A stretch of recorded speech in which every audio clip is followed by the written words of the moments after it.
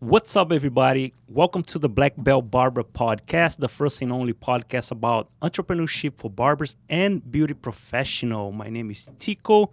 I'm your host. Follow me on Instagram as a Tico Invictus. And today I have someone very special here, Julio Silva. I call him King Julius, the King. He's the one and only in South Florida. He's from Cross Country Mortgage. Julio, talk to me. Thank you, my friend. Thank you for the invitation. It's a pleasure for me to be here. I am super excited to be participating here with you today. Your podcast. You're a close friend of mine, and I admire all your entrepreneurial endeavors that you got going on. And this is great. This is amazing. So congratulations to you, to Leisha. Very proud of you guys. Thank you so much, my friend. Julie is my friend. He's our client. He's our closer friend. I went to your grand opening, huh? Oh, Yeah, I was there. Invictus. Day one. So, guys, before we start, Black Belt Barber Podcast is sponsored by Invictus Podcast Studios. And yes, you went to our grand opening of Invictus Barbershop, but I need these people to know who is Julio, who's the one that conquered Florida with a cross-country mortgage. No. I mean, my pleasure to be here. And my story is just like any other, immigrant family that moved to America. My brothers, they moved to the United States in the 80s. And, I'm a late baby from, my mom. She had me when all my brothers, my oldest brother, he was 20 years old when she had me. So you guys discovered America. yeah. Yeah. So they came in the 80s. Like my oldest brother, he was here in 1985, I believe. John? John was in 1985. And I was, 4 years old. I was 1 year old. 3 or 4 years old back then. And You don't look that old. yeah. You look good. Yeah, thank you. So, my family, so they moved to the U.S. in the 80s, and I came to visit first time in the United States in 1993. And I came with my mom. My mom, she tried getting the visa to come to the U.S. One time, I think in 91, and they denied her visa. And my mom, she's from Bahia, so she's very, like, they denied my visa, so I don't want to go there anyways, right? So that's how she was, right? She passed away a few years back. But then in 93, I was 10, 11 years old. My sisters, my brothers, they said, "I'll try it again." So she came. She tried again, and then they approved her visa. And then we came to the U.S. For the first time. I came here. We stayed for 4 months, and I loved it. I was like, wow, this is really, like Disneyland, right? It's like where dreams come true. How old were you when you came the first time? First time I was 10. 11 years old, yeah. Yeah, 93. You came to Florida? No, Massachusetts, yeah. When you were born? 1990.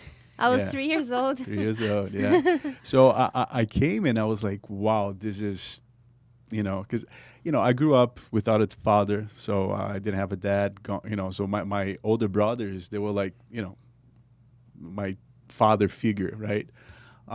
And, when they came to the U.S., they came to provide a better family, for my mother and eventually for me because I was, just a little kid. And they did that, so they came to the U.S., they built their lives. And when we came in the 90s, they already had a, sort of a life. We're established here already. Established in a way. So I loved it, right? So I was here for 4 months. I was able to go to school for 2 to 3 months, 7th grade, Powder House Middle School in Massachusetts, Somerville, Massachusetts. Somerville. Yeah, and They still exist? Yeah, of course. Yeah, it's a school. And I was in love with the whole American way of school. Things that you only saw on the movies, right? So I was like, wow, this is amazing, right? But I couldn't stay. My mom wouldn't allow me to stay in the U.S. because I was too young, right? So we went back to Brazil. And then 1995, we came back to the U.S., right? So I was a little bit older, 13, 14. And then I was like, I want to, let's go back. We didn't have plans for me to stay. But as soon as I got here, we got here in December. It was because I finished my school year in Brazil. Then, we came. And as soon as I got here after Christmas and all that, I told my sister, like, I want to try to go to school here too, see if while I was here, because I think they gave us 6 months, right, for us to stay. So I was like, I want to go to school so I can learn English and all that.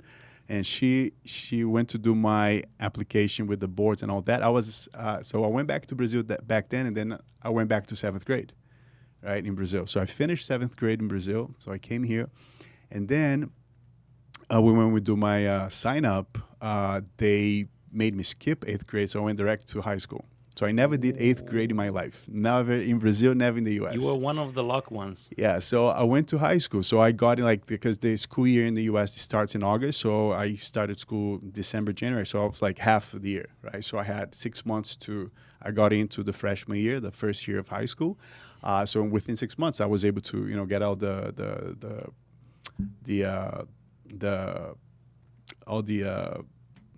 credits necessary to go to sophomore year, right? So I was super excited. I was like, I don't want to go back to Brazil because I like this. I had my own locker. It was it was nice, and I was really developing. At a young age. So that's when you learn the best.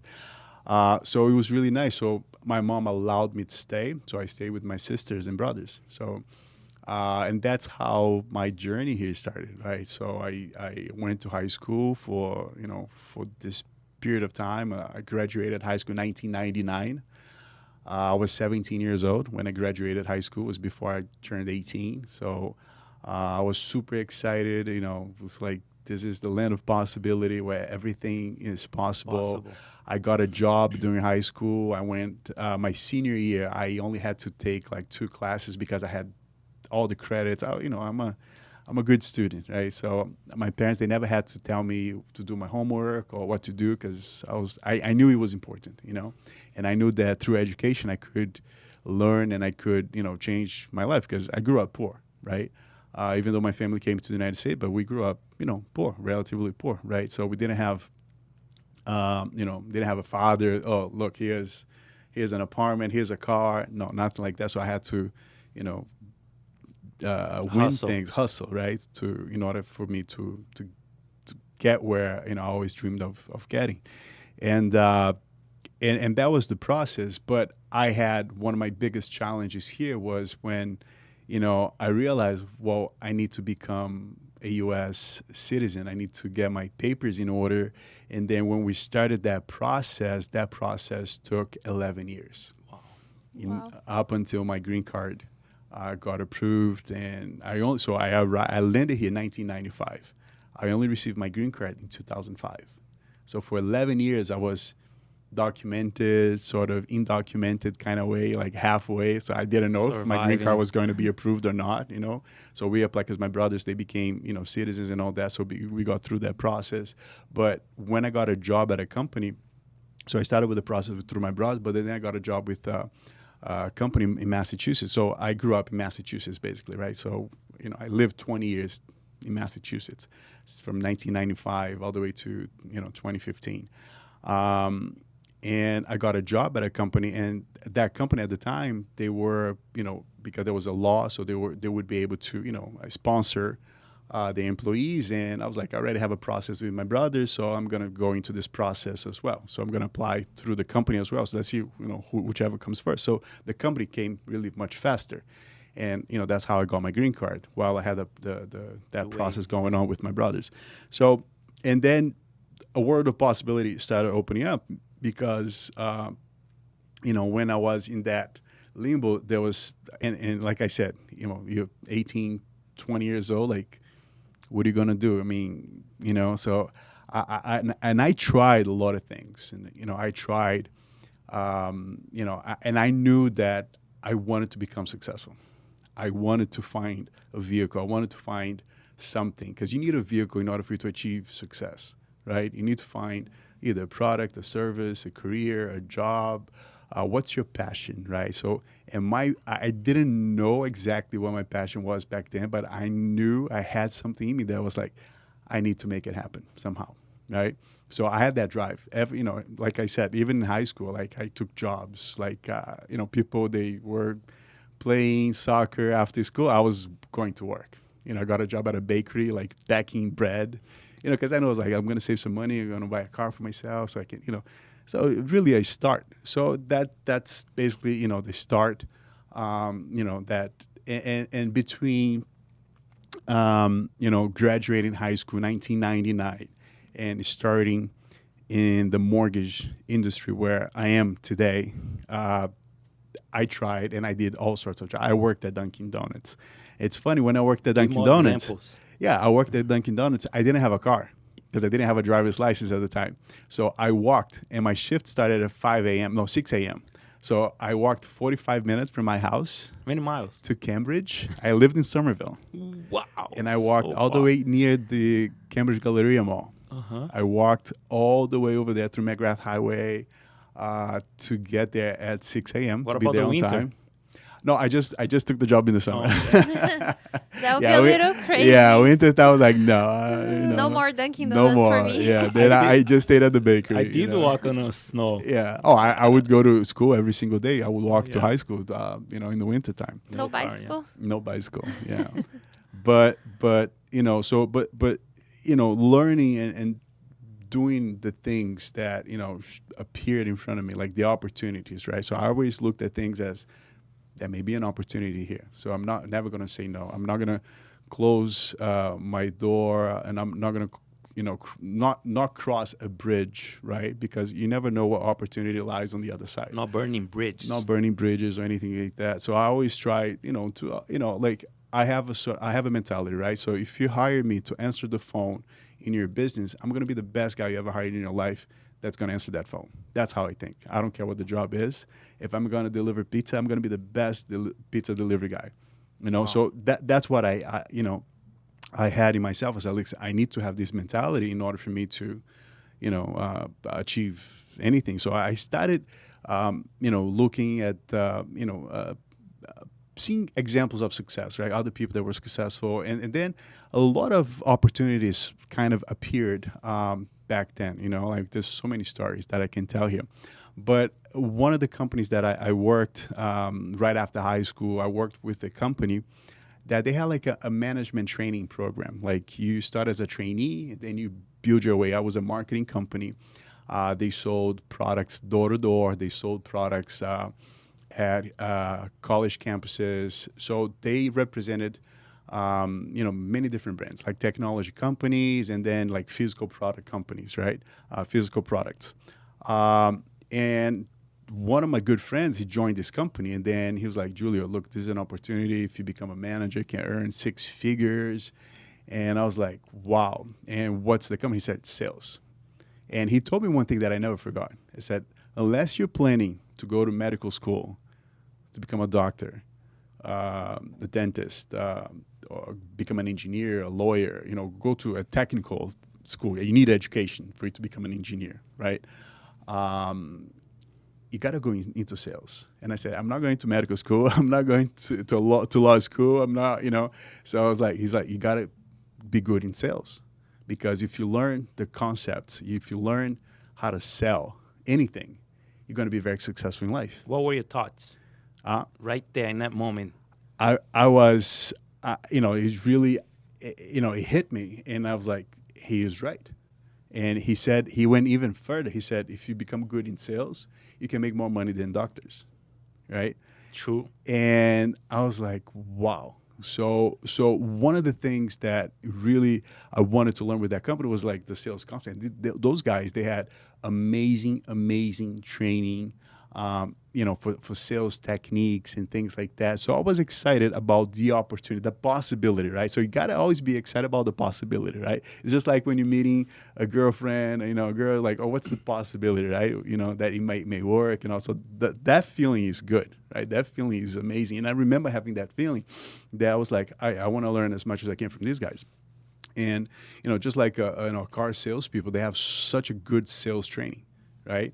They're very well trained in the sales techniques, in order to sell cars and things like that. So these guys, they had a training program.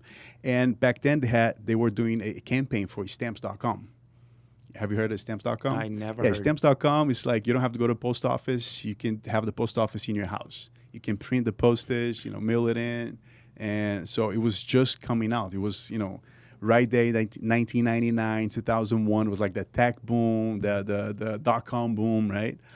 In the United States. So they were a technology company, and they're still around today. A lot of those companies from the 2000s, they're not around anymore, but these guys still are around. If you go to stamps.com right now, you're going to see that the company exists. And they had a campaign back then. Look, you go into a business and you offer them free postage, right? I'm here, I'm Julio, I'm with stamps.com. I'm giving you $50 of free postage for you to try stamps.com. I was like, I can do that. Right? I mean, not hard. I mean, I'm giving money away to people, right? So you already use the post office, and you might as well, use $50 of free stamps. And that was the first business experience I had, or sales experience I had. And it was one of the best schools of my life, because I learned how to react, overcome objections. I learned, how to, because we would walk and, go to door to businesses. And I would have to knock 100 doors for me to get, 10 yeses, right? So I get 90 no's, right? So 1 out of every 10 doors, I got a yes. So, but I got a lot of rejection. So it's important for you to understand how to handle and how to react and how to manage rejections, because it's the game of life. Not everybody's going to say yes to you. Not every opportunity is going to be yes to you. You're going to get more no's than yeses in your life, right? Just like a little kid growing up, right? Up until he's like 5 years old, he's going to hear the word no, 100,000 times. No, kid, no, don't. Yeah, exactly, right? And it was a great school for me, because I believe that it really set me apart. What I learned in those years, I made no money, right? I would work for the whole month and make $200 a month, right? And I endured it. And like my shoes, like they would show up holes in the shoes because of how much we walked, right? But I had the bigger vision, I had that drive in me. Look, I need to learn, and I'm learning some things here, and I knew that something good would come out of this, even, and the lessons were like the best, because like I said, and I was working with this company for about a year, right? So I was like, it got to a point I was like, I now got to start making some money, I gotta change things, and but that was the whole process, because people think that they see you well today, but they don't know what you went through. They don't know the challenges you had to go through. They don't know the process you had to go through in order for you to be where you are today. And I talk to my wife all the time. Hi, wife, if you're watching us, I love you. Leticia. Yeah, her story is amazing too. So one day, you guys bring her up, and that's what I learned, because I said, listen, a lot of people, they don't want to pay the price, for them to achieve success. They want to sit in the front row from day one, but they don't want to pay the price to get to the front row, right? But that's the story. That's the struggle. Like we during this time with this company, one of the days, like one of the weekends, we had no money to eat, because we were only going to get paid on the Friday of the following week. And so we had to go out and sell, like, because they used to do campaigns for like Domino's, like discount coupons and things like that. You buy a thing for $20 and gives you like 3 pizzas, discounts here. One of those things back then. And I was like, we got to go out and try to sell this, because otherwise we're not going to eat. So it was that experience that I had in my life those days that really created a thick skin, like I really believe that this was the projector that really set myself up. Because if things are too easy, right, falls in our hands too easy, we don't value as much, right? Our parents don't they say that all the time, right? All the time. Yeah. But that was the process. And, after that company, I worked, some other odd jobs up until I got the youth leader of a church I used to go to. And he said, listen, I just bought a house. And those guys, they, very nice guys. I like them. And I heard they were hiring, right?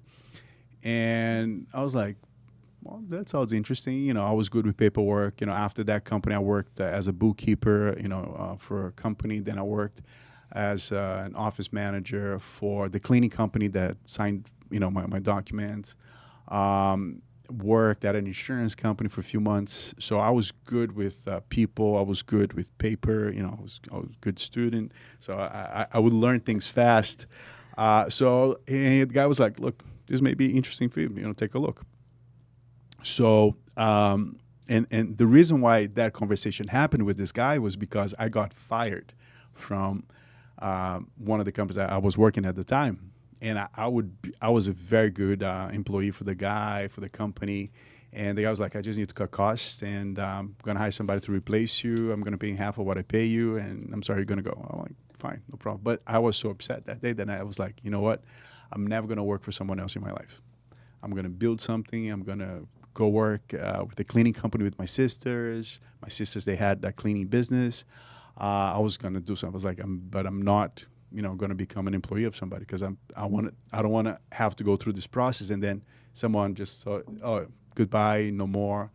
And so I was like, I need to find something that I can control, right? That I believe you always had that in you, like being an entrepreneur. Yeah, I think so. Like, see, all my brothers are very entrepreneurial. My brothers, they own a lot of things, gas stations, businesses, restaurants, bakeries, things like that. They all, so I always saw them. Like I said, they were my example of a father figure because they're older, and I always saw them, businesses and things like that. So that I think that was really instilled in me. But after that situation, worked for that company, I was like, I don't want to work for anybody else. And then I had this conversation with the youth leader, and then he was like, all right, these guys are hiring. Why don't you go talk to them? And I was like, oh, well, I'll go talk to them, see what it is. And then I saw an opportunity. It was like something new. I know nothing about it. Never heard the word mortgage. Never knew what, financing was, and I took on the opportunity, and I started out as an assistant to a loan processor, who is a person that, takes the files after, we have a contract signed, and then they submit that paperwork to a bank, right? So I was an assistant. So I came in as an assistant, and my first day, the manager at the time, she was a Chinese lady, Rose Hom. Never forgot. She was like my first mentor in this business, and she said, are you going to sit here? And she showed me a desk, and then she put on my desk a pile of files. Like, it was just paperwork back then, 2002, I believe this was. 2003 maybe. And then a pile of files. She go through every single one of these files. There's a copy of the loan approval in front of it, and see what the bank is asking, what kind of documentation they're asking, see if you have it in the file. If you don't, you call the client, ask for that documentation. And whatever you have here that you don't need to show the bank, you put on the left side of the folder. I was like, yeah. So then I started just very paperwork heavy, and I was like just going through the process, learning. And one night she called me and she said, Julio, look, you're doing a good job. I was working from 9 a.m. to 6 p.m. I remember back then I was getting paid like $320 a week. So It was much better than the job with the other company, $200 a month, right? So that was an improvement, Yeah. Yeah, so I had a little bit better life. So she was paying, I was getting paid $320 a week to work full time as an assistant loan processor. One day she calls me into her office. Her office was in Boston, right near South Station in Boston. So I had to drive. I got a little car, so I would go to work. But she called one day and said, look, you're doing a good job. You're a smart kid, but we have a meeting tonight with all the salespeople, the loan officers. And I was like, it's sales, right? So I was like, nice, because I had that training, right, with the company for a year. So I knew, and I had that in my back of my head. If you're not going to medical school, if you're not going to become an engineer, if you're not going to become a lawyer, go to sales. You have to sell. Look, let me jump on this one because something came to my mind. Yeah, and you can cut me off anytime. No, it's very interesting your story. I can go on, I won't stop.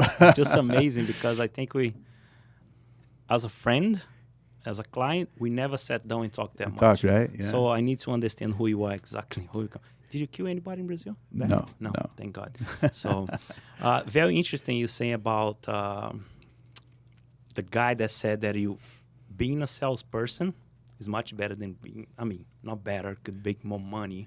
And the interesting is most of us, we don't think we are a salesperson, but I think every single person in the planet sells something. Yes. Either you sell a dream, an idea, the restaurant that you went last night, a movie, anything you sell. So I truly believe that we always need to actually learn and practice and improve that skill. Yes, yes. Like a waiter, he's selling that wine for that dinner.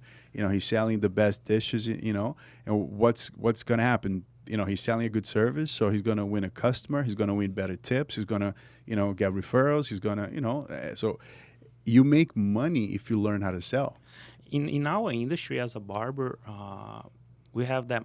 We kind of have. It's not how you say generalizar. Generalized. I'm not generalizing here, but we have that incorporated in our culture as a barber. That barbers, like me myself, for many years, we think we are an artist, not a salesperson. But then inside the barbershop, you have opportunity to sell upselling service, retail. Yes. So, and then you can just increase your revenue. Yes. What do you have? Give me some advice for the barbers that are listening. What are the benefits for sell? Well, and I think it's a combination, right? Because you guys are an artist, right, with a sales side. You have to sell, like you said, right?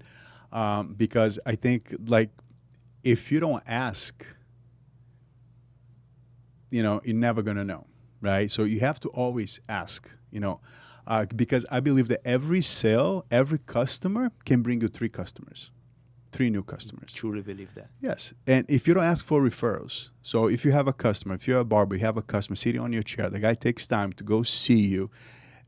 First of all, he trusts you. He believes that you do a good job, right? And I told you this already before. I only had 5 or 6 barbers in my whole entire life.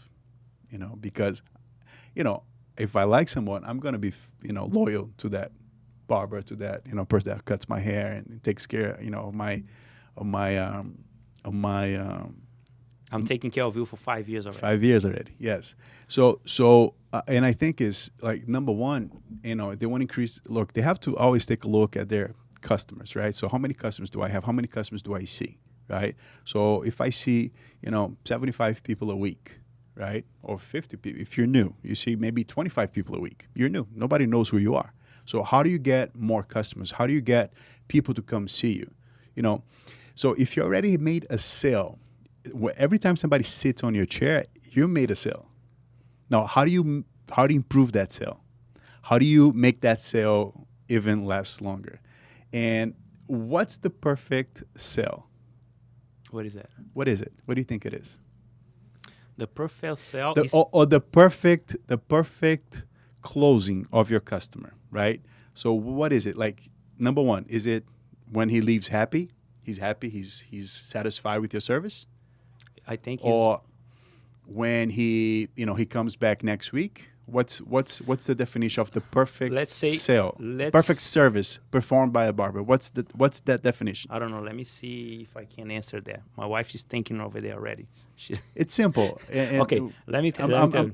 I'm asking, yeah. Because I know the answer. I'm going to tell you the answer. I know. But I want to know, what do you think? When they refer you to other people. That's the perfect sale right there. Yeah. I wasn't going to answer that one. Yeah, because that's when they seems refer so to you. obvious to me. Yeah. If they give a referral, it's because they truly like your work and they're talking about you to someone else. Yes. They really love. They trust. Yeah, because when people refer you, the war is half won. Do you understand? True. There's not much convincing you need to do if someone referred you, right? In all industries. Everything. Everything. Doesn't matter. So when they refer you, it's the battle's halfway done, right? Because if you have to sell yourself to somebody, and nobody knows you, who's this guy? Exactly. What's his track record? What does he do? How do I know he's good? So you have to show and prove. Now, if my friend Ligia refers me you and I believe in her, she has credibility, so I'm going to based on her credibility. So you have no credibility with me right now. I'm using her credibility to use your services because she's a credible person to me. I believe in what she does. I believe in what she says. She's my friend. We have this relationship. So you're using her credibility to build your credibility, because once you have your own credibility with me, I don't need her opinion anymore because you're already built on that. So the advice for the barbers is this: look, you have someone sitting on your chair. Why don't you ask that person, here's my card. Can you refer me to two, three of your friends if you like my service, if you like my job? Wow, if they amazing. ask, because see, it's not automatically that people refer you. Like, I'm in the sales industry, so I'm used to referring people because I know how important for you to win a customer, for you to make a sale, right? But people don't do that unintentionally, right? So they don't do that. They don't think about it. I'm going to go out of there and refer three of my best friends to Tico, because, it's not on the back of my head. But now, if the barber asks, if he says, listen, here's my card, can you refer me to 3 people? If you refer me to 3 people, I'm going to give you a free haircut. Do you understand what I'm saying? Gotcha. It's something and that's how you build your baseline, because you have to have a goal. So if my goal is to help 100 people a week, do 100 haircuts, because if I do 100 haircuts, it's going to equate to, $2,000 in my pocket, and that times 4, that's 8,000, that's 10,000 a month, and that's how I'm going to, make money, and that's how I'm going to, be better. That's how, things are going to change in my life, right? Because isn't it, when you start making money, doesn't that help your life? For sure. It does. Right, Money makes things easier. Exactly. Money makes things easier. For sure. Money helps it too. So I think that's it. So the barbers, like you said, if they have them in, I'm an artist and this, but you still have to sell. So they do need sales training. They do need how to, we had in this company that I work, the marketing company, one of the words was rehash. What's rehash? Rehash is increase the sale. Just how can you make that one sale become 3 other sales, 3 more sales, right? So now imagine if one of the barbers, they see 10 people a day and they ask each one of those people to bring three new clients in. Brother, we're talking about an additional 30 customers that can become clients of yours. Then doing this consistently over a year or 2 years, you'd be crazy. If they do for 6 months, they're gonna get booked in a year, even if they just start their career. Yes. You actually did something crazy. You want to talk about when you did bring a friend and your haircut is free? You did a but crazy thing. before I jump in there, look, selling is telling. Yes. You don't have to push anything in any client or customer. The way I sell, I just see a type of need or a problem. Like, let's say our client has a dandruff. I have a special product to help them to fix it, to cure that. Yes. So it's about telling and educating your client, So it's selling, it's telling. Yes. Not actually pushing. You're not pushing anything. And that's the best of it, because if you do it naturally and yes, okay, you want to have the financial result at the end, but that's not the purpose. The purpose is for you to serve other people, for you to, share. Also, you your gain more expertise. credibility too, because they see us, wow, this guy knows. No doctor helped me with this dandruff before. Yeah, exactly. And listen, and the more people you help, the better you become, right? It's like sharpening your axe, right? The more you sharpen that, The more sharp it will be. The sharper it's going to become, right? So you become better and better. The more people you see, the more people you serve, and things just become natural for you, right? It doesn't matter what industry. If you sell cars, if you sell boats, if you sell haircuts, if you sell, smiles, if you sell medicine, everything. The more you do, the better you become. Just talk about a quick interruption about the She's story. interrupting you because she's so... No, it's because I mentioned the story about the 50%. No, the free haircut that you did. That's what happened. I once in my life I worked for as a cosmetologist with women's, like feminine people, right? Only for 3 years, right? Female. And then I noticed that I had no much of female people coming. I wasn't making that much money. They used to come like every 4 months, all that situation. And then I decided, like, okay, from now on, I'm gonna be a barber. I'm gonna take care of guys. My client will be male, so I'll be a barber. That transition, I had like few guys back in 2009. I have few guys, 10 between 9 and 10. Have few clients. 9 and 10 a week or a month? No, I was 2009 and 2010. So that year, I made that transition. Okay. You know what I did? I did a huge promotion. Every single client that I had already, I say, if you bring someone, a friend or your brother, your cousin, anybody, your haircut will be free. Yeah. I double myself. Yeah. I got booked in 3 months. I did that for a month. Mm-hmm. But in 3 months, I was booked. I was Yeah. making $1,200 a week. Yeah. So... And that's the process. And that's going back to that thing. If you don't ask, you're not going to get referrals. So ask, you know. You don't need to do a promotion like that, but just the fact, like Lee just said, if you ask, if you do this enough, you know, listen, did you like my work? Yes. So here's my card, you know, for you to refer. If you can refer me through your good friends, you know. And people, they're always looking, you know, if they're happy, they're always very happy to share with other people, right? So when the Chinese lady called me and said, listen, there's going to be a sales meeting tonight. I want you to be part of it. And I was like, sales? Yes, I remember that whole thing. And then I was like, yeah, so I'll stay. So I would work from, 9 to 6. The meeting was at 7. So I sat at the meeting, last chair, in the room. So all the sales guys came in, like all the loan officers came in.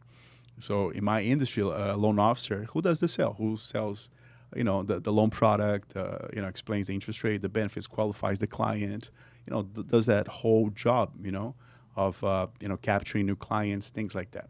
So I was just there, just listening. And then I saw, and it was the night she was giving the checks. She was giving the commission checks to these guys.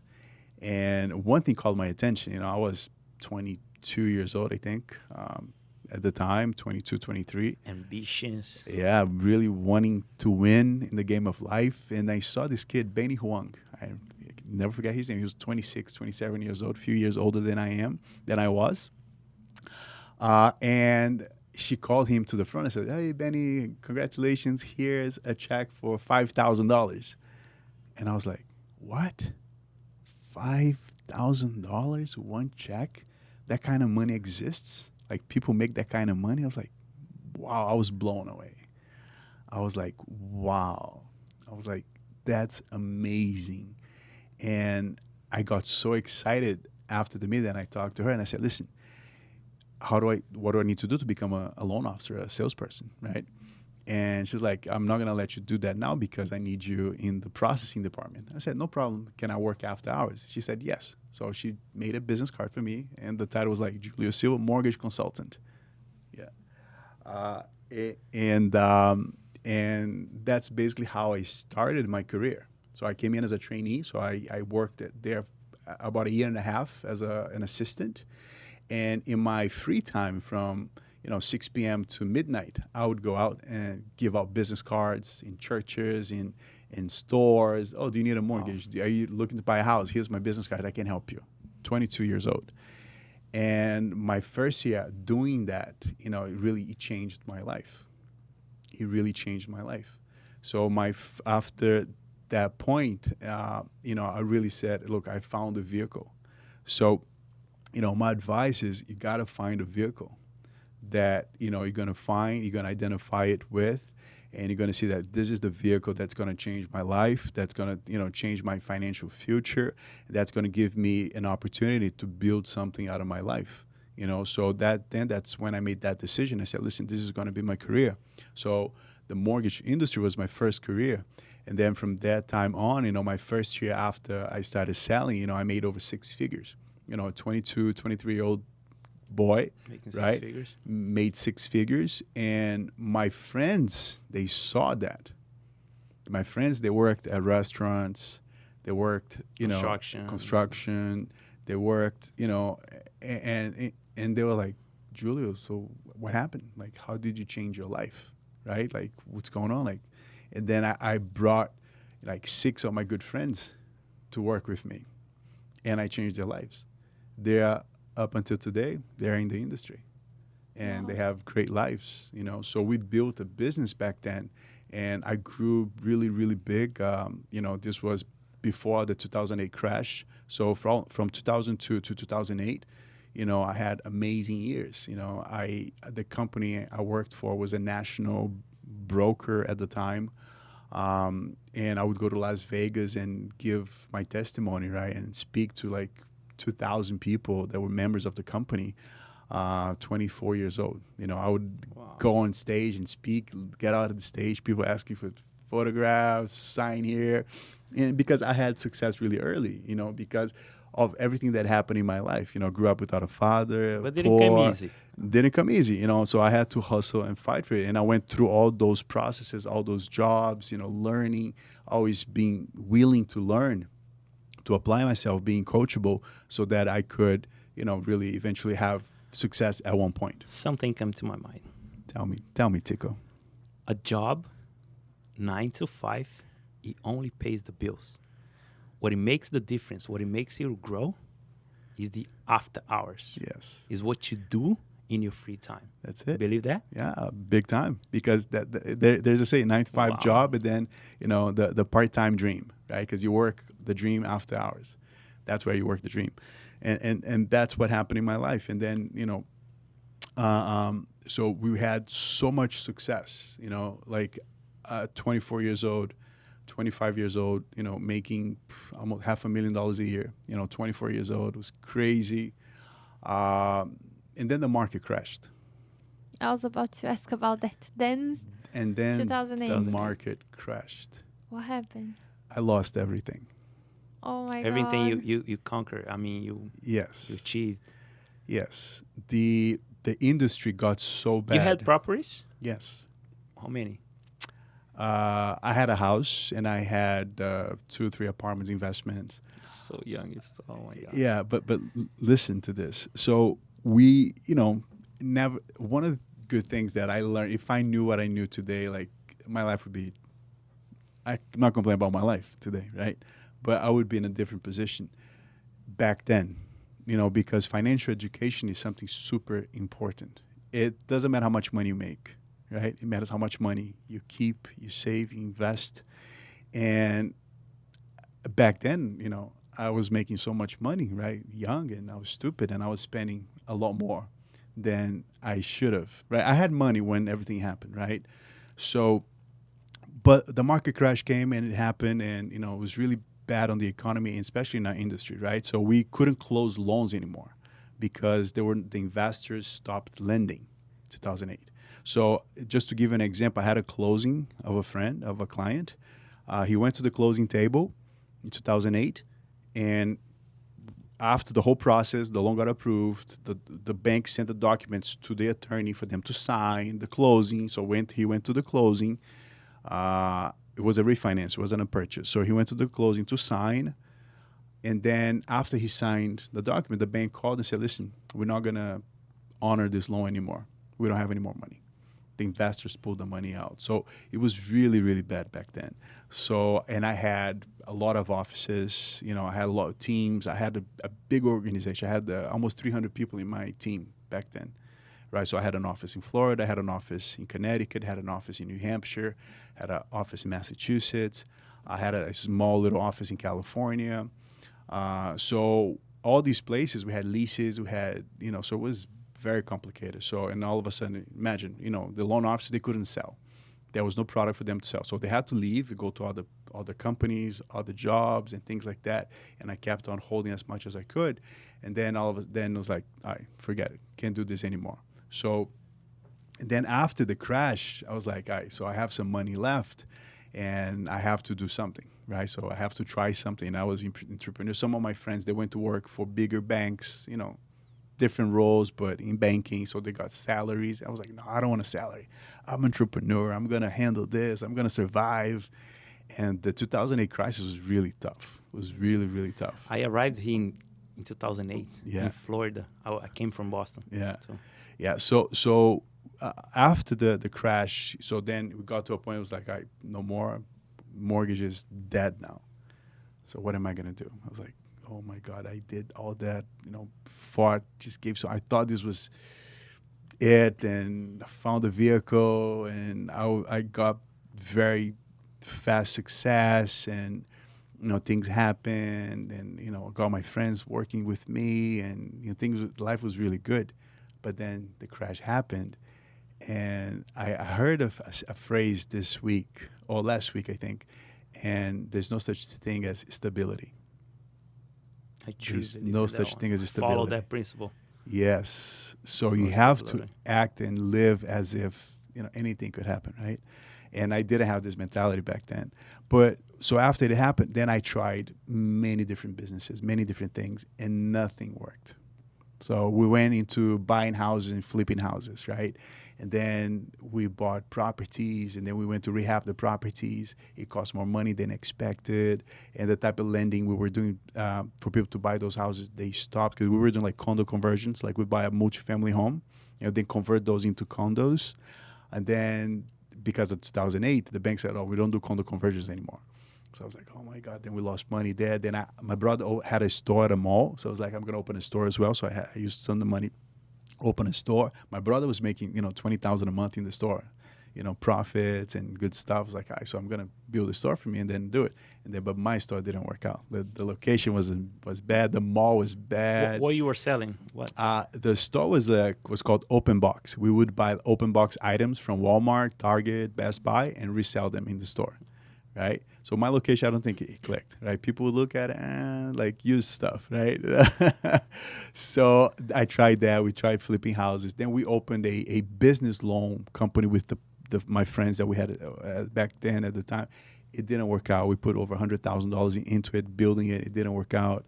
And then, I was like really trying things. Then I got to a point that I ran out of money, ran out of funds because everything we were doing was just like losing money, losing. And then I was like, oh my God, so I got to a point that I had to sell my house that I had back then. The other property, I had to do short sales because, like I couldn't pay. People were paying rent. And it was really ugly. It was really like, I was like, you're on top of the world. And then boom, like you're back in the bottom again. And you have to start all over again. And one of the things that I always had with me was like, you know what, as long as I'm healthy, I can work and I can go after and, just if I made it once, I can try to make it again. And then all the way from 2008 to 2013, like those were 5 years, like one of the worst 5 years of my life because, everything you were trying here and there, and things were working out. Up until I got to a point that I had so much credit card debt. I was so much in debt. I had like almost $80,000 credit card debt. And I was like, I got to find a way, either file bankruptcy or do something because I can't pay these bills. So I found a company in California that they were selling a service that I had never heard in my life before called debt settlement. So I was like, what is this? So then the guy explained to us, we're a company that we help people that are struggling with credit card debt negotiate their debt, right? So it's not a good thing. It's not a good thing because it screws your credit. It ruins your credit if you go into things like that. But it is a solution for somebody that has already the credit gone bad, right? If you already stop paying the bills, then you need to do something about it. You can't just ignore it, right? So that's where this is like a worse plan before bankruptcy. So it's better than bankruptcy sometimes because you don't want to have a bankruptcy in your file, in your credit. But so I found that and I said, listen, like myself, there's got to be thousands of people that have credit card issues, right? So I talked to these guys and I said, listen, what do I need to do to open an office of your company here in Boston, right, Massachusetts? And he said, well, you talk to this guy. So I talked to this guy. He said, you got to pay a software fee, blah, blah, blah. We'll license the software to you. And then you just got to go and get customers. So I was like, all right, so this may be something that I could do, and it's something I saw a need for. I saw people because of the crisis. A lot of people got into debt. A lot of people lost their houses. A lot of people, it was an ugly time, right? And then I started, make long story short, I started that business after all those struggles, and I was like one-man guy, one-man show. I went door to door again, just giving out business card. I had like $50 budget to do a little ad on a You Brazilian newspaper. So I put 3 lines. If you have credit card debt, I can help you settle that for 50%. Call me. Just like that. Something like that. I don't know if these were the exact words, but like a little ad like this, 3 lines on a newspaper. And I got a first phone call. I got a call. I was like, wow. It worked. It worked. So I got a phone call for a guy that lived in Austin, you know, Brookline, Austin, Brighton, that area there. And it was really because I lived in Somerville, Medford, that area. I was like, I don't usually go that far, but so I went to the guy's house. So I drove like 30, 35 minutes. And then I had no idea what to do. I had never done a sale before in my life on this product, but I knew the concept of selling. So I saw like there's a list of documents, you know, there's a form. You know, I used to do mortgages, so I know how to collect documentation. I know how to fill out paperwork. So I fill out the paperwork, I collect the documentation, and then the guy was like, "Oh, so what's next?" I was like, "Don't worry, we'll get back to you in a few weeks with the plan and all that." So I was like, "Let me." You had no go. idea. No idea. Right? No That's idea. the best salesperson ever. Because I act as if, because you gotta act as if, right? You gotta, because if you wait, Think quickly. I'm gonna wait until I learn, until I do everything, until I Can't. become an expert. No, you gotta do it in the way, and the best way for you to learn is doing, right? So I took that company to, you know, $500,000 a year in sales in 2 years. You know, How 500. did you earn your money? So when you help the person to... Yeah, we used to charge a percentage of the credit card debt. So if you had $10,000 in credit card debt, they would pay $1,000 to $1,500 to the company. You know. Okay. Yeah. And then how would you help that person? You would contact them? We would call the creditors and offer them to negotiate the credit card debt. We would call each account and try to negotiate. Look, my client's going through a process right now. He's going through, you know, some hardship right now. He can offer you, I owe you $2,000. I'm going to offer you $800 today. And we're going to settle today. And they would go back. They would, yes. They will come back. Oh, no, I want $1,000. I'll say, no, I'm going to call now. Oh, you saying no to me, Discover? I'm going to call Capital One right now and offer them what you're not. Okay. Then we would settle the account, right? So this is something that the person could do themselves, but usually they don't know how to do, or they don't have the good skills to do it, and they end up paying someone to help them. All the information. Yeah, and it's a service, right? Like any other. Like credit repair, where they help removing stuff from your credit. Yeah, and like I said, it's not the best solution for if you have, you know, good credit. But if you're already in debt, you're in collections, you got all these problems, you got to deal with it. Because the worst thing, someone that works in credit is not doing anything about it if you have problems, right? So you got to deal with that problem. So it was a way for people to negotiate the credit card debt. It worked really well for a period of time. And then the law changed in Massachusetts that we could not charge customers before doing the service, because we would collect a fee, you know, up front, and then we would have, like, we would put people on a payment plan if they didn't have the money to let's say they have $10,000 in credit card debt. So I would estimate, look, you need $4,000 for us to settle this $10,000. Oh, I don't have $4,000, so we put them on a payment plan, $500 until they had enough money. Then we start negotiating the credit cards, because once you settle the credit card, they want payment right away. So that was like the bargaining point, like, I'm going to pay you today, right? So you know, that company, but then it changed again. I was like, oh no, the law changed. No stability. The law changed, and I said, you can only charge if you're an attorney, if you're a lawyer. And I was like, I'm not a lawyer, and I'm not going to work for free for these customers, because they're not going to pay me after I do the job, right? Won't. I mean, I'm not saying some people would, some people won't, but I was like, I can't expose myself to that. I don't have enough, you know, capital to sustain something like this. So I had to get rid of it. And then once that happened, it was right when the market started coming back again, 2014. Slowly. And then a couple of my friends that were in the industry said, Julio, come back to the mortgage business. It's time. You know, things are picking up. You know, products are good. Banks are lending. Credit is available again. I mean, not that it wasn't, but it's gotten much better. And I was traumatized by 2008. I was like, I don't want to go through that again, because I gave my life to that business, and then I lost it all. And then I struggled so much. I lost my house. I lost my cars. I I had a car accident during that time. I didn't have money to fix my car. I didn't have the insurance to cover it. So it was like a really ugly time in my life. It did affect you a lot, psychologically? Well, it was tough, right? But I grew that thick skin because of my training I had in 2001, that selling company, right? That, we went door to door. So I had that in me, right? So the thick skin, the training, it's super important for you to, do anything, right? So 2014, came back into the industry and started, working my way up again. I came in as an assistant to a manager, and I started working. I started, reconnecting with my contacts from the past, the realtors, the referring partners, and still in Boston.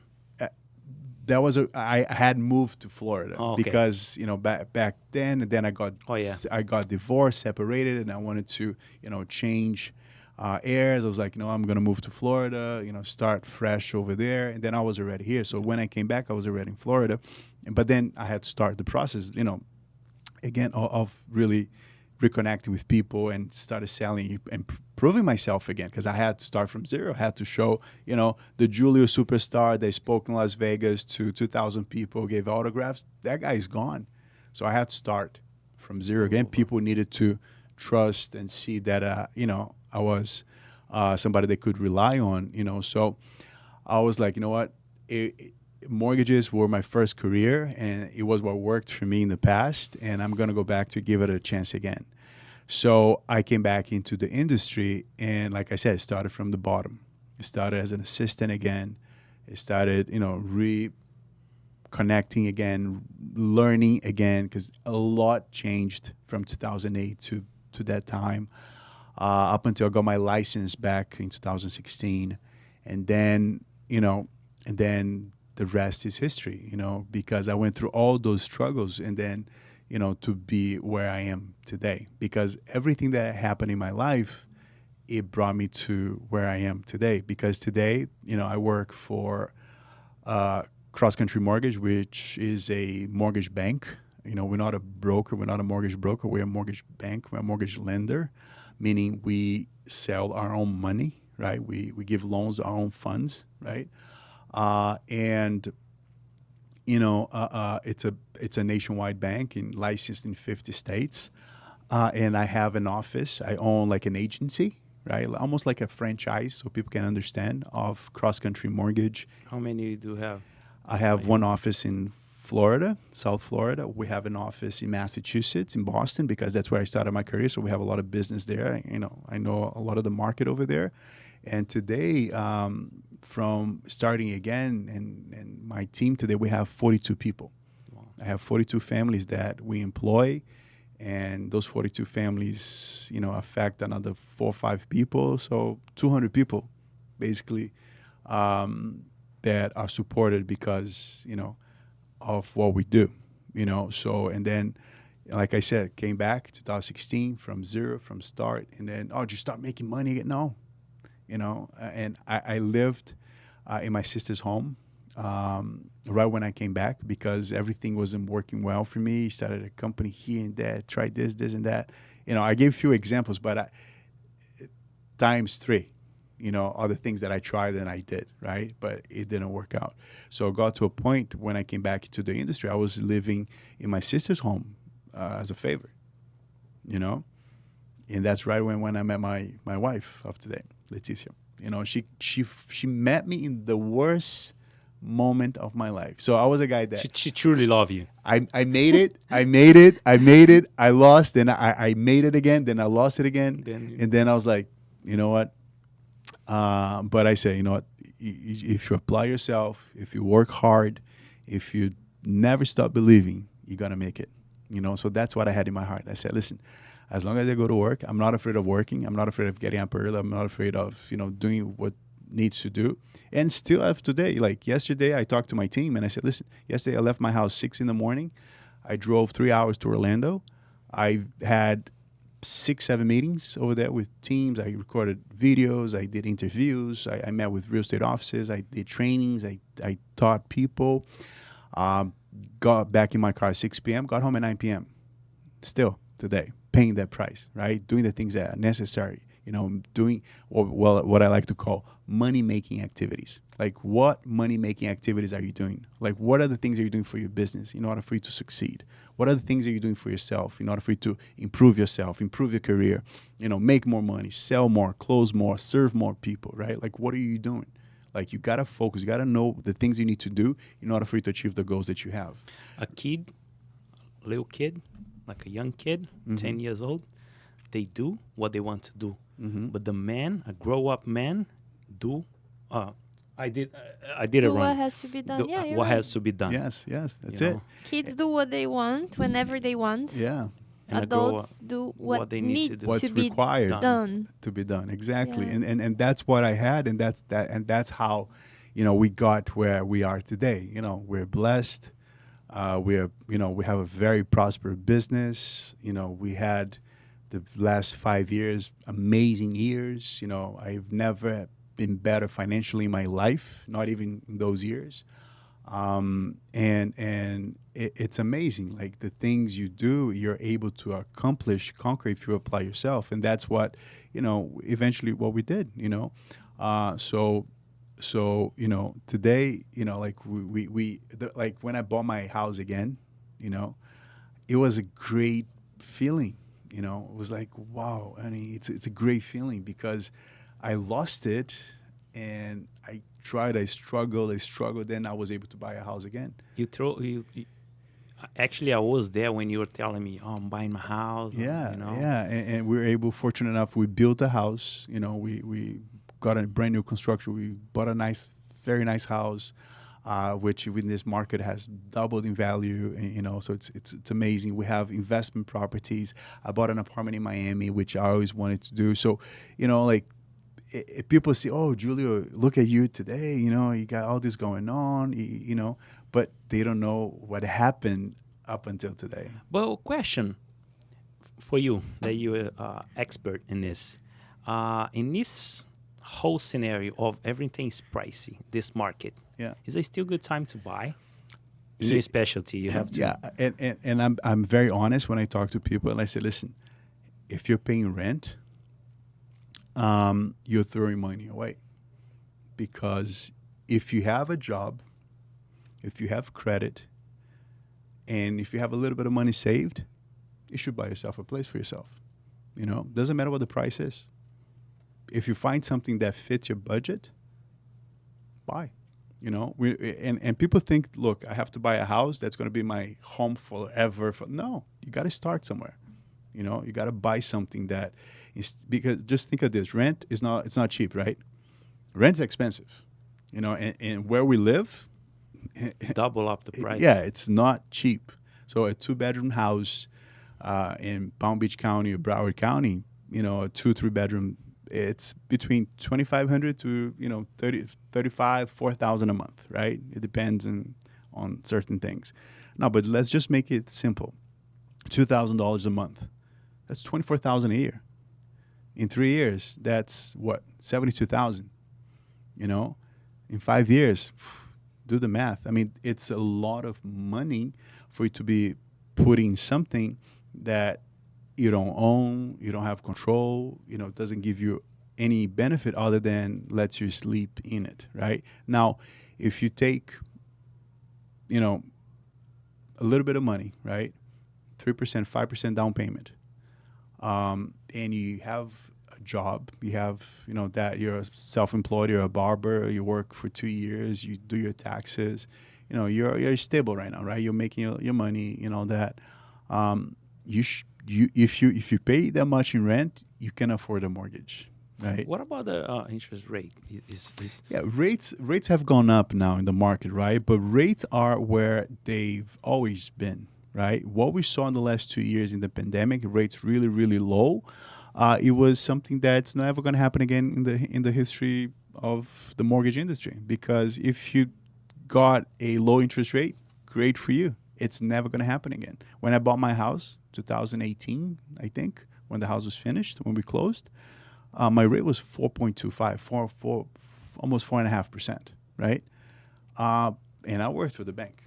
So that's where the market is. Always been, fours, fives, sometimes, and now the rates have gone up, and people, they're having a hard time to understand, oh, it's high. No, it's not high. It is what it is. It is the market, rates that low that we saw because of the pandemic, 3%, below 3%, 3.5%, those days are gone. And the market has gone back to where it needs to be. Maybe it's a bit higher now because of the inflation. We're having inflation today in the U.S. that we've never had for, I don't know, decades, right? Inflation at 8%. That's crazy. Crazy. Yeah. So that's what drives up, prices, interest rates, all of that. Things go up, so they can try to contain inflation. It's always good to clarify that for people that are listening and watching. What about what is this? Hold on. What is your specialty? Is that commercial or residential? Residential. Like 99% of what we do is residential. What's considered residential? It's properties from one single family homes and multifamilies up to 4 units, right? Okay. So that's what's considered residential. So that's 99% of what we do. We do have some commercial loans for real estate that we have access to, but like I said, I'm an expert in what I do, and I like to do the things that I do. So every time, sometimes if I'm able to help, I'll help on a commercial transaction, but majority of our, 99%, we focus just on residential mortgages. Okay. What's your advice for, let's say, I bought a house, the interest was low, I got in a good price, 3-4 years later, my life changed, I lost my job, I can't afford the mortgage, Broke I my got leg. divorced, whatever. Someone in my family sick and I had to help. What's your advice for someone that can't afford the mortgage anymore if something bad happened in their lives? What would you say it's a good strategy to not lose your house, or what the person should do? Well, I think we've learned a lot from 2008, and one of the indications of, the government learned a lot from 2008, because when the pandemic hit, coronavirus, March 2020, the government, they were fast to create solutions and help people that were going through a hardship, right? So they created a plan where they didn't have to make mortgage payments, and it wasn't going to affect their credit up until they got their situations back. So we learned a lot from the past, right? So what we need to do is try to understand, the situation. Is it temporary or is it something long-term? If it's temporary, find a temporary solution, right? Either, rent out, some bedrooms in the house, right? So you can collect money and pay for the mortgage. Get a part-time job. The collaboration community, it's huge now. Drive Uber, do Airbnb in your place, and there are things you can do today with the things that you have that you can make money, right? So either get people on the property, find other jobs if you can. If you cannot find a job, try to just rent out the place. Call the bank, try to negotiate, if I'm going through a hardship. Every bank today, they have a department that's called Loss Mitigation Department, which helps people that are going through a hardship. You fill out a form, I'm going through this problem, so they may give you lower payments for a period of time. They may give you, 3 months, 6 months without making payment. They may offer you a loan modification to lower your interest rate. They may do something if you're able to prove your hardship. They're open to work with you. Yes, yes. So they're open to work with you, because the bank is not in the business of taking your house away. They're not. But that conception comes along with a lot. They're not. The bank is in the business of lending you money and collecting interest. That's what the bank does. If they have to take the house from you, they're losing money, because they have to pay attorneys, and that process takes 1 to 2 years. They got to go to court. They can't just, people think, oh, I stop paying, the bank's going to come and they're going to kick me out of the house. No, not like that, right? So it is a process for them. So every time they're going through a foreclosure process to take a home back, they lose money, because they have to spend money to take the house back, and then negotiate to sell that house for profit or not. They don't know yet, right? So that's not their business. They don't like to do that. So they will work with you. So if you're going through a problem, going through a hardship, is it temporary? Yes. So let me try to find temporary solutions. Oh, it's permanent, right? Sell the house. Sell. Take your profit, take your appreciation, especially now, which is a seller's market. You may have equity in the house. Sell the house, and then start fresh. So a lot of people are listening. And Yeah, watching us. That will help. my advice is this: never allow to have like a late mortgage payment in your credit. Right? It's not good for you. Right? So always try to think ahead of the problem. Right? If you have a situation, call your bank, try to negotiate, see what's the possibility. If you're gonna be going through stuff like this, just put your house on Airbnb. Rent out rooms. Do things that will help you. If it's temporary, if it's something that's permanent, look, sell the house. There's nothing wrong with that. People are looking for homes to buy, and you're gonna sell a house fast, and and that's it. So really try to understand if it's something temporary or permanent. And what if the value of your house? So right now the market is so hot that people are buying houses for way more than they were like put in the market. People come in, okay, I'll give you 20, 30, 50,000 more because I want the house. Mm-hmm. And then let's say you finance the house in the value, and then a few years later, it's not worth that money. What the person should do? Refinance? Like sell it? No, I think just sit on it, because I think real estate doesn't, it cycles, right? But eventually it comes back. It's just like the stock market. If I buy 1,000 shares of Apple stock, and that 1,000 shares, I own 1,000 shares. I bought it at 100. The shares dropped to $50. What am I going to do? I'm going to sell, take $50 loss? No, I'm just going to sit. I still own 1,000 shares. Eventually, it's going to go back up again. You know what I mean? It's just like a house, a home. Wow, and real estate, in the United States, it's proven. It's the path for you to become wealthy, for you to become, most millionaires in America, they were made because of real estate. So the path for you to become a millionaire, the path for you to have financial freedom, the path for you to, really change your life in a way is a lot of people, they do it through real estate. Yeah. So it doesn't matter how the economy is, if it's good or bad. Can we agree that people are making money in real estate? People are selling, people are buying. Yes, so there's people making money, right? So you just gotta apply yourself. So I tell my team, and I talk to them all the time, and I say, listen, it doesn't matter what the crises are, how the economy is. There's people selling, there's people making things happen. So you either choose to cry or sell tissue paper for those that are crying. Exactly. I truly believe that. True. So I was thinking here, this is my industry, barbering, right? And barbers are independent. They work as a 1099. And they're self-employed. Sometimes they receive a lot of cash. How a barber with that situation what advice you do so they can start working around and to buy a house? Yeah, the first step, in order for you to buy a house, right, the bank looks at three things. The three things, this is the three pillars of financing, which is income, credit, and assets, right? Income, like your money. How do you make your money? How do you file your taxes? This is important. If you are going to buy a house, so you have to start paying attention to how you file your taxes, because some people, I made 100,000, but I'm going to put 90,000 in expenses, right? And so my net income is 10,000, right? So that's not good. Nobody's going to lend you any money with $10,000 in net income, right? So if you're planning to buy a home in the next 2 years, so you have to plan your next 2 years.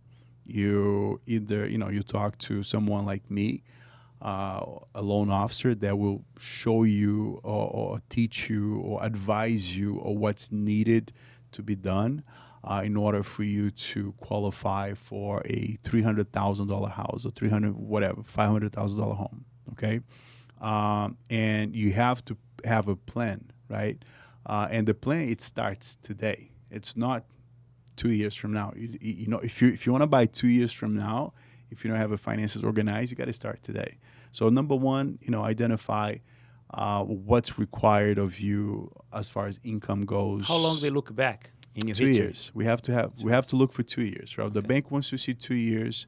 On most cases, we do have some products for 1 year.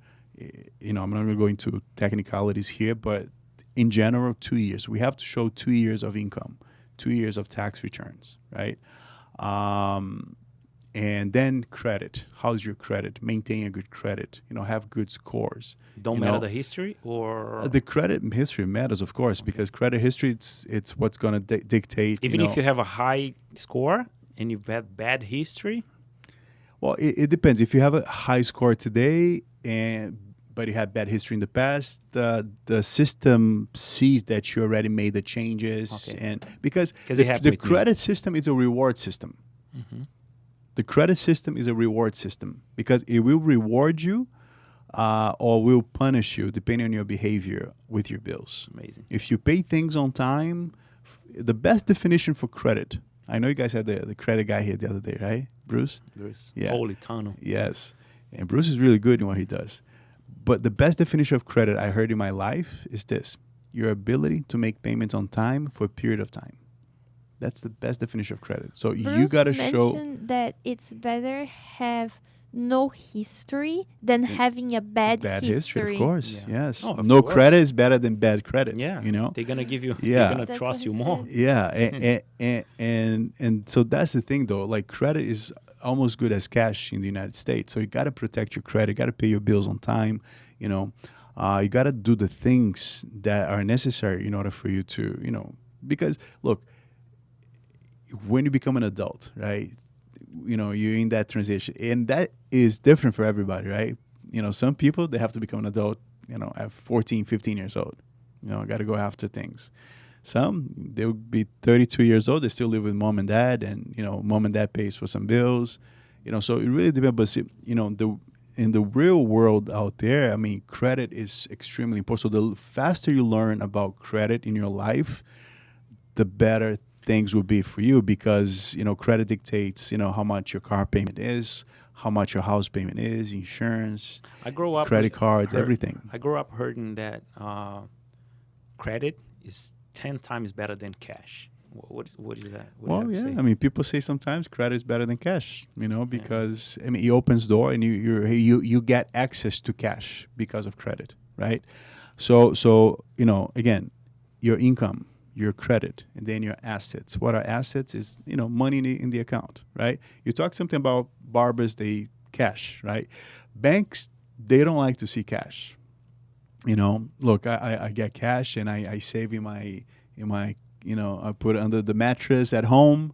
You know, then I have 50,000 cash. It's not good, especially in the United States today. The United States is going away from cash. Less and less, you know, like we see now arenas, you know, soccer arenas, hockey, basketball arenas, They don't they're accept going cash. away from cash. Yeah. Like some banks, they don't accept cash deposits Yeah. because the world is changing. So I'll try to stay away from cash as much as possible. Of course, there are tips, things like that, yes. But, you know, I got to find a way of putting those funds in the bank in a way that makes sense. So if I work for a company, I got $100 in tip today. Do I have like a receipt from the company that I made $100? You know, something that you have to show the source of those funds and keep those, organize yourself, you know, because, you know, the banks, they have a problem with cash because of proving the source of those funds, because of money laundering, a lot of bad money, you know, so they're very extra careful. Like I have clients, sometimes they make a $10,000 deposit, $7,000 deposit in cash in the account. The bank looks at it and the bank says, okay, so where's the source of these funds? Oh, I had money, I got tips, and it's like that. How can you prove that? Oh, I can't. I'm just telling you, you can't use those funds. The bank will not allow them to use those funds, you know? Yeah, so the asset part, putting money in the bank, in your savings, you just, you know, got to try to do it, you know, the best way possible, and try to stay away from cash as much as possible.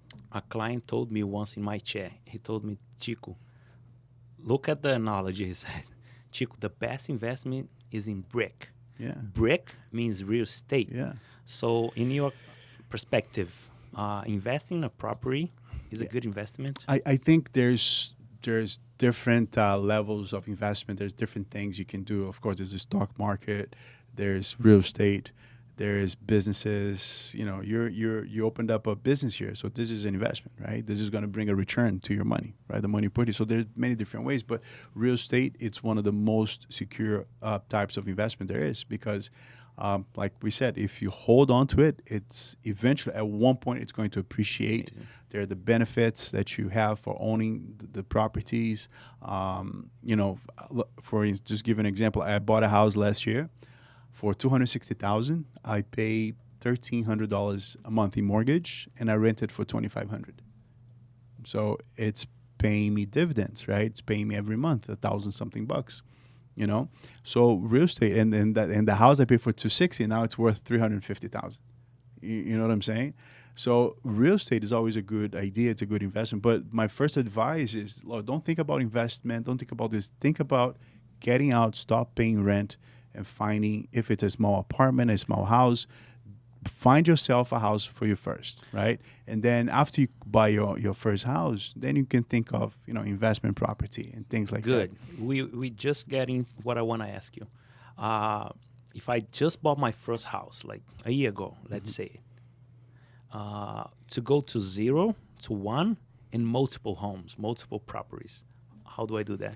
Well, and then I can, after 1 year, I can buy another house if I want to? you can buy a house next day No way. after you close your doesn't really matter. What It about really, renting that house? it's all about qualification, planning, preparation, right? I have clients that they buy 1 or 2 houses a month with me, investors.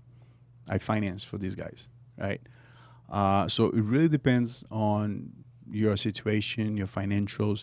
There's so many different loan products. Like I have product for investors that they don't have to provide any proof of income. All I use is the future rent of that house to qualify the purchase. All he needs to show me is the down payment funds, the credit. We do an appraisal, closed, done. You know?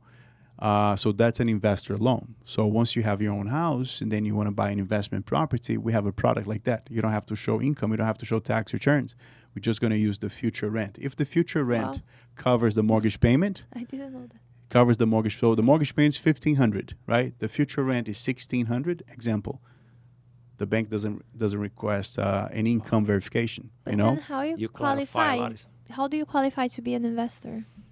well, for this type of product, you gotta have your primary home first. Like you gotta own your apartment. You gotta. It has to be paid, or could be No, financed? doesn't doesn't matter. You have to be a homeowner, right? Once you're a homeowner, then this product you can buy as an investor 20% down.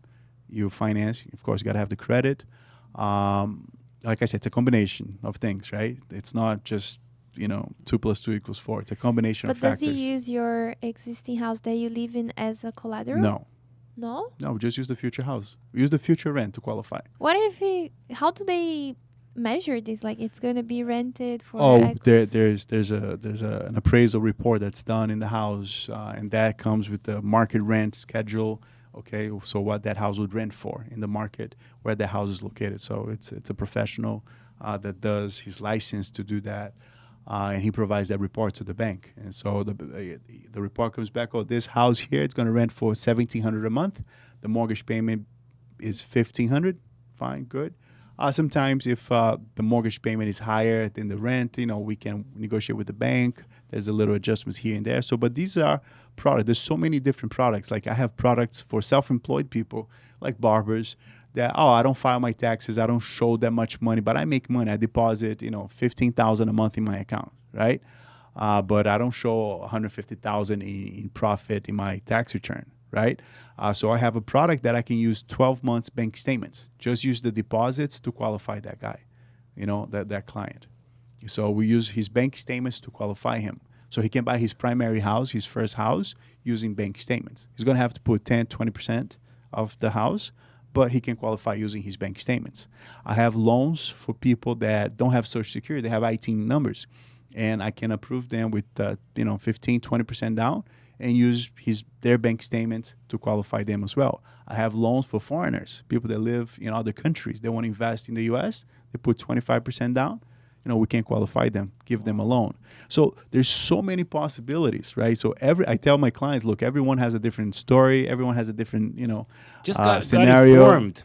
Yeah. So right? Everyone has a different situation. So there's a product for you. There's a loan for you, So that's why I say, listen, the first step, stop paying rent, buy something for yourself, save some money. And I guarantee you, look, I helped a client last year. He bought a house, and he went through the whole process, the taxes and this and that.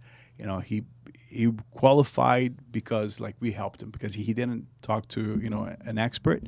It was going to be much more difficult for him. But so we helped him prepare his situation. So he bought the house. He stopped paying rent. He bought a house, and his house, he made over $100,000 just in appreciation, just in equity, in last 9 months. So it changes people's life. Like if he sells today, he has $100,000. He can open a business, can invest in other things. He can do things. You know what I'm saying? So that's what real estate does. For all scenarios, there's a solution. Of course. Wow. Yeah. That's amazing. There's something. If you're willing, you want, you have some money, you have, the desire to own a house, there's a way. You just got to talk. Look, if you're not ready now, we're going to give you the guidance, prepare you for 6 months. Look, a lot of my clients, I've been working with them for a year, for 6 months. I don't sell this one product one time. Okay, bye, see you later. My process takes 6 months, takes a year, it's a process, And that's what it is, guys. It's a process. Guys, you heard the man. I call him King Julio. He's the king of Tico. Real estate here. And I truly believe that you clarify a lot of questions there who are listening or watching us. Julio, I think I have no more questions. You solved my problems that I had here, all my questions. Thank you very much for coming, man. My pleasure. Thank you for inviting me. I loved it. I'm sorry I talked a lot, right? No, awesome. You dedicated your time to come here. I appreciate that much because your time is valuable. Very appreciate valuable. that. Share where people can find you if they're looking for a loan. Yes, my Instagram is at Julio Silva Finance. I always put a lot of content in there, give a lot of tips to people, so you can find me on Instagram. I have a website in Portuguese. It's financiecomjuliosilva.com. But if you Google Cross Country Mortgage Julio Silva, my website will appear. But we're just a click away. Just you can message me through Instagram. Goes to our website, our WhatsApp, and But we're here. So. Guys, follow me as well. Follow Mr. King. I call him King Julius. And thank you very much for watching. If you guys go ahead and share, comment, give it a like, because that way we can reach more people out there, and with all those information, help them as well. So follow me on Instagram, Tico Invictus. Thank you very much for watching. Thank you, people. Thank you.